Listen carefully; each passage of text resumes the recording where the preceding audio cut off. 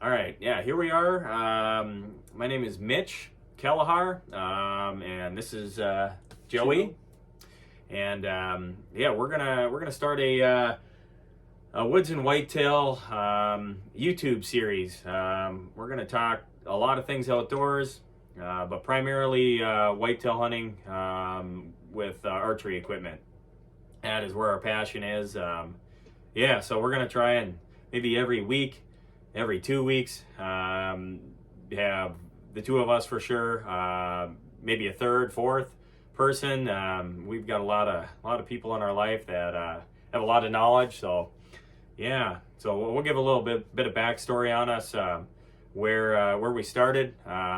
It's been a long journey. It didn't just start last night. So yeah, Joey can tell you how it all started for him. Yeah, so excited to be here, happy to share and learn from everyone.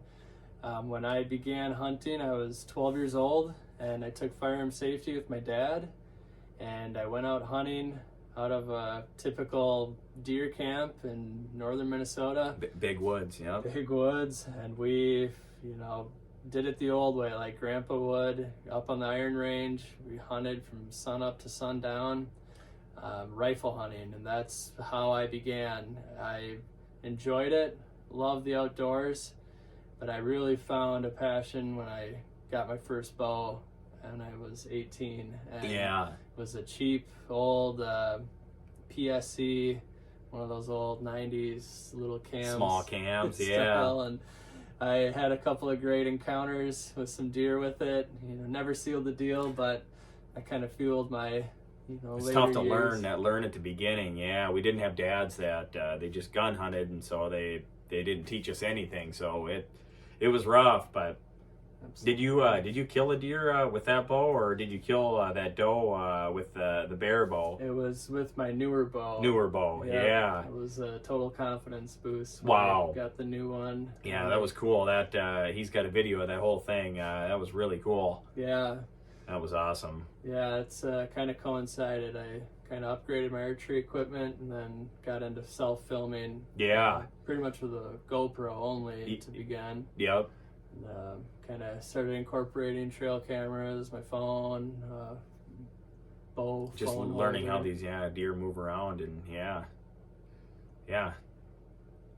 Yeah, it's definitely mobile hunting's been a big new thing for me. I've been learning a lot from Mitch here, who's definitely a true mobile hunter, and I'm learning how to scout. That's a huge thing. I'm not too great about that. It's been a lot of fun. Yeah, we've had a lot of fun together doing it. It's cool. Yeah, how about you? What's your story with deer hunting? Yeah, we both have that. It's kind of weird. We met later in life. Didn't go to school together, but weird story. Almost the same story. Yeah, about 12 years old. Hunter safety. My dad took me to. My grandpa, my dad's dad. He hunted, but he passed before I was 12. Yeah, he must have passed when I was 3 years old. So I never had a grandpa to teach me. My uncle, he was basically my grandpa, and he had a hunting shack, like you're saying, northern Minnesota, and yeah, thankfully that's where my dad took me, and yeah, it low deer density. It was real rough, but for some reason I just fell in love with it. I don't know why. It just being in nature, and yeah, big camaraderie with people. Tradition. Yeah, tradition.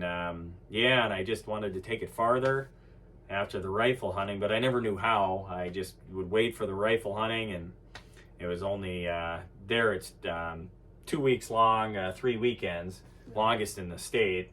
Usually it's shorter. Yeah. But yeah, and so I went back and forth on bow hunting for quite a while. I failed a lot. Just like, this kind of stinks. I just don't even know, what to do. And but yeah, I finally put my head down. I don't know, maybe 5 years ago, and just made a commitment. And yeah, it's been awesome. I don't know it all, but I've learned a lot more than I did at that time. So yeah, the mobile equipment is crazy. So yeah, I've got a tethered tree saddle and a Lone Wolf portable stand with the Latitude Outdoors sticks. And then the Mission MXR bow, and those things will go everywhere. Absolutely. So you're really good about the lightweight setup. So cool. You don't have to haul in a heavy thing on your back, and I want to learn more about your saddle. Yeah, they're really cool. Those tree saddles. You can just swing around the tree, and I shot a bear out of it this year, my first year using it, and right off the bat, I shot the bear out of it, and then a buck later on this fall. So wow, yeah, broke it in. Yeah, nice. It was really cool. How did your fall go? It was great. This was the most mobile I've ever been. I probably had, I would say, 5 times the amount of stand time than any other season.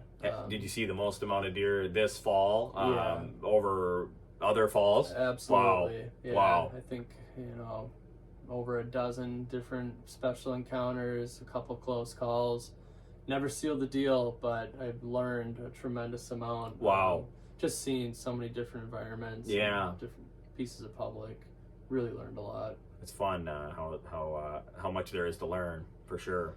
Yeah, I would say one of my big takeaways was I was so narrow-minded on end of October, early November. Yeah. And like this past season, I was like, wow, you can get a deer in September. You can get a deer in December, right? Yeah. There is more to this season than it's really cool. Yeah.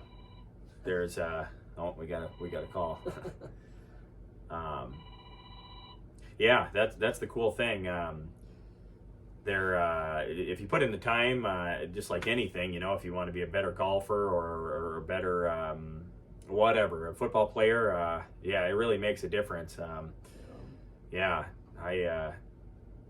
I was the same way, just hunting one spot, with my rifle, and it was like I only saw maybe one deer for 1 week, and ever since I made that change, I don't even know how many deer I see in a fall. Obviously can't shoot them. They'll be 150 yards, 500 yards, but just seeing deer is very cool. Yeah. Versus hunting one spot, it's really cool to have that mobile gear. Oh yeah. I need to get with the program with that. I love my Lone Wolf stand, but it's. Do you think it's too heavy, or? It's an Alpha 2, so it's a bigger. Yeah, you get a lot of room up there. A lot of room. So, it seems like it's treated you well, though. Yeah, it has. I like standing up on it and looking around, and wow, it works for that. we'll have to show you the tree saddle thing. But so that's what we're gonna bring to this. That's a little taste of it. So we're gonna try and do this thing every week.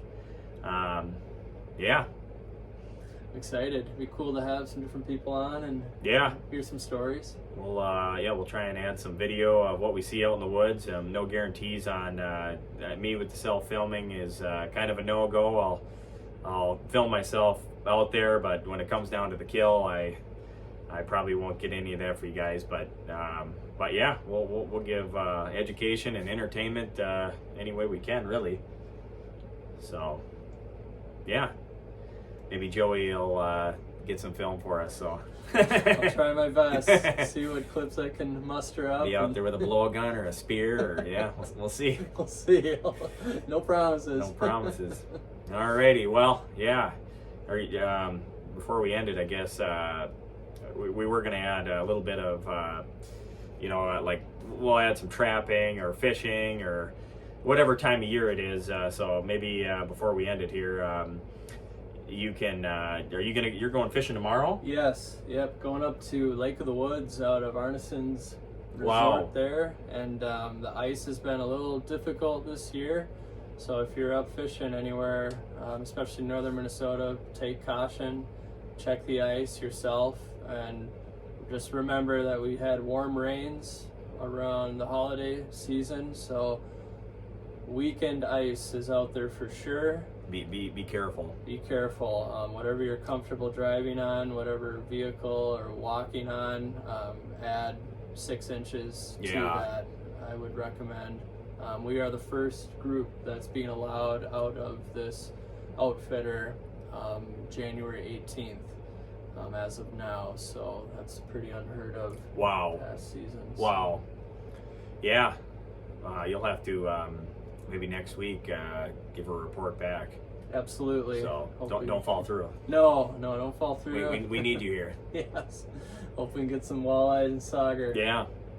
Heck yeah. How many guys are you gonna go with? There'll be 4 of us total. Okay, in cool. a sleeper shack, and Wow. I think if we are able to get out there and a little deeper than 20, 24 Yeah. feet, I think we could have some. Yeah, you think they're a little deeper right now? Yeah, Yeah. typically, if you can't get out of a sleeper shack area out of 20 feet or so, it can be tough. Sure. Sure. That deeper water can bring in some more chance. Sure. Well, cool. Yeah, we're gonna keep banging these out here, scouting all of it. So, yeah, we're excited. Excited.